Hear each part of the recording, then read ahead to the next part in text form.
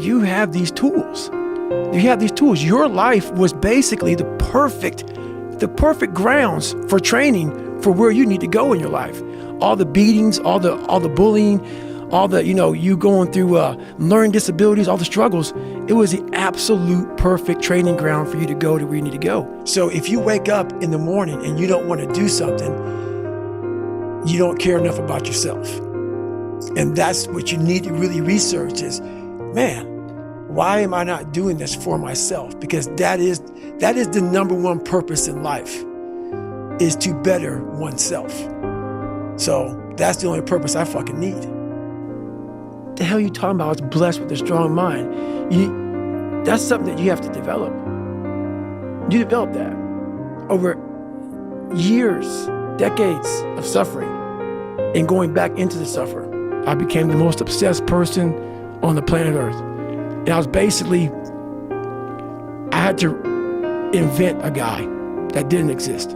I had to invent a guy that can take any pain, any suffering, any kind of judgment, be called nigger, be called whatever the fuck in the world, and be able to stand in the fucking room and say, go fuck yourself. I had to build this callous mind, and I built it through suffering. I built it through downright fucking just crushing myself. If it was raining outside at 3 o'clock in the fucking morning, if it was snowing, the first instinct is don't go out there and do shit. My instinct was, we gotta fucking go out there. Anything that was fucking horrible in my life that I would normally say no, that was inhumane to most people, I had to go do it. It's a habit. So if you know that at 40% I'm feeling pain. At 40% I'm feeling pain. That's where the 40% rule kicks in. Now it starts. Okay, I'm feeling pain. My mind's saying all this shit to me. It's saying get out of here, run, flee. The fight or flight kicks in. Okay, we're done. We're not good enough. It starts telling you all these things. You start to believe it because the mind controls all. This is the time where you have to gain control back of your mind. It's okay, let me see if I can go 45%. And once you start giving yourself more and more hope and start realizing, okay, the mind starts to be, okay, what are you doing?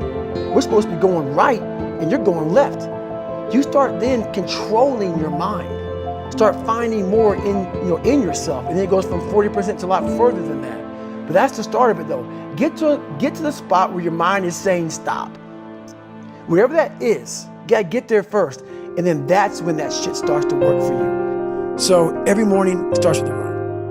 And that's because that's the one thing I hate to do more than anything in the world. So that's like my cup of coffee. And I'm all about armoring yourself. So the second you leave your house, and the second you open your phone, the second you do any of that, you are now letting in poison and cancer. So I make sure a lot of things you can't avoid. So as I get up, I start to armor plate my mind and body. Like a person's going to war, you put your body armor on. That's what I'm doing on that run. I'm waking up and I'm giving myself all this armor. So when I come out in the world, look at that phone, I'm ready. I'm not waking up late. I'm not rushing around. I'm not disorganized because I know I'm gonna get hit in the fucking mouth. There's an art to getting hit in the fucking mouth. And that is why these things are important. You have to wake up and you have to give yourself belief. You have to give yourself confidence. So it starts with that run. It doesn't mean I quit. I don't quit. I may not make it the first time, but I'll come back. I gotta call an audible. I gotta fucking get my head back in the game. I gotta figure this shit out. It doesn't mean you leave. It means you study it more. It means you study it more. And whenever I fail at something, people always say, man, how do you handle failure, man? I fail a lot, dude. I fail all the fucking time. They go, how do you handle it? What I'm trying to do, and this isn't being arrogant, man. It's being real. Not many people are trying to do. So there's not many people who can even open their fucking mouth and criticize me when I do fail. Cause I'm trying to do shit, man, that many people aren't trying to do. But I don't look at failure as failure. I look at failure as your first, second, third, fourth, fifth attempt. I look at them as attempts. I don't look at anything as failure. Because when you're willing to try to do something, not trying is failure. That's not some after school special shit. But when you're able to go out there, there is no failure. It's attempts. Because when you're trying to do something that's bigger than you, whatever you are, whoever you are. If you're paralyzed, you're trying to walk one step and you didn't fail, motherfucker. That was your first attempt. If that's your biggest thing, that's how your mindset needs to go into everything. Honestly, my biggest fear to this day is, and I say it a lot, and it's going to heaven and being judged by God. And, you know, I believe that God knows everything about you. From the time you're born, when you're gonna be born, when you're gonna die, when you're gonna graduate, buzz, whatever's gonna happen to you, he knows all this shit. Some people never do what God knows you're capable of doing because we have choices. My biggest fear in life was to get to heaven and God look at me as I'm being judged, and I was some fat 300-pound guy like I used to be that still sprayed for cockroaches. That's okay. It's what you want to do. I didn't want to do that, and I made $1,000, a month. And I got to heaven, and God laid out this chart in front of me, and He said, "Hey, man, look at this chart." And it had my name on top and all this amazing shit. And I'm like, that's not me, man. He goes, "That's who you were supposed to be." My biggest fear in life is that one day, if I ever get judged by something, someone, some energy force, that I go up there and I failed the mission. Whatever force up there thought I was supposed to be some badass, and I went up there underachieved. I want that force up there that knows everything to be writing as I'm living, saying, I had no fucking idea he even had this in him. Mm-hmm. So I want to just be the best I fucking can. And a lot of people say that. I truly mean that. You find it in the suck. You find it in the suck, and you find it repeatedly in the suck, to the point where you know exactly who you are. Most people are missing something because they don't know who they are. They never examine themselves. They've never done this experiment on themselves.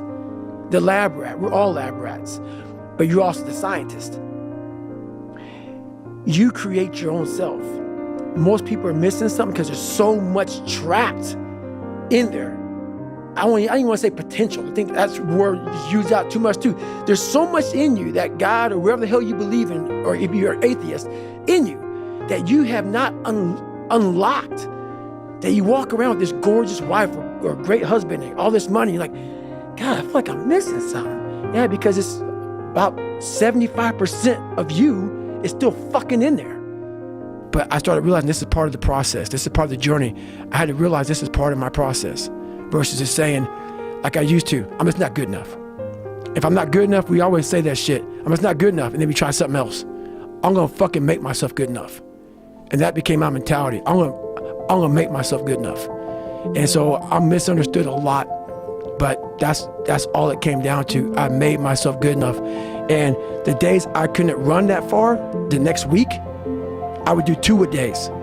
So on the running, if I ran a quarter of a mile, I wait a fucking couple hours, it'd haunt me, bother me.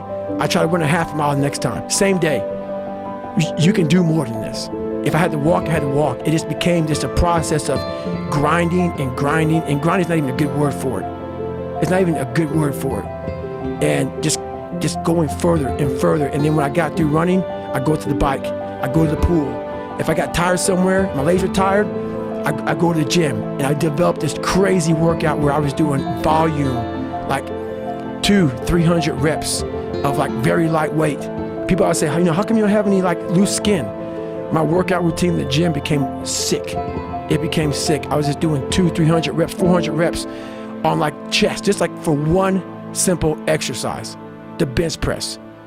And I would rack it, get back on it, just rep it out, trying to burn as many calories as I can, build that muscle mass. And I just became obsessed with it. We have the ability to go in such a space if you're willing to suffer. And I mean suffer. Your brain and your body, once connected together, can do anything.